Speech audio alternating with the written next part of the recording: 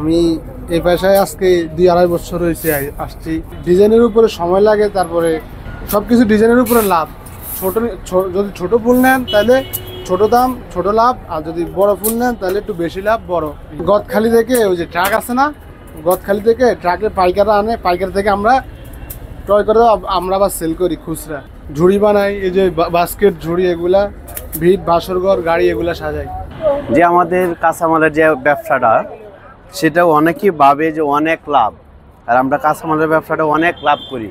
আসলে মোটেও সেটা না। কাঁচামালের ব্যবসা লস লাভ দুটাই আছে, ঠিক আছে। সবাই জানে আমরা অনেক লাভ করি। এই আগারগাঁও পাইকারি বাজারে একদম সীমিত রেট করা হয়।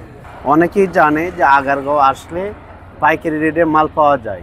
ধরো একটাগুলো 5 টাকা কেনা থাকলে ধরো আমরা 10 টাকা চাই, কেউ কিনবে না।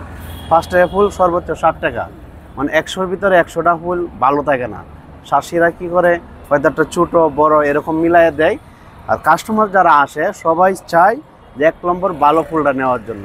এছাড়া আমাদের এই পাইকারি মার্কেটে গাড়ি সাজায়, বাসরঘর, স্টেজ, বিভিন্ন ক্যাটাগরির তোড়া, ঠিক আছে, এভরিথিং যা আছে ফুলের কাজ সম্পূর্ণ করা হয় একদম সীমিত রেটে।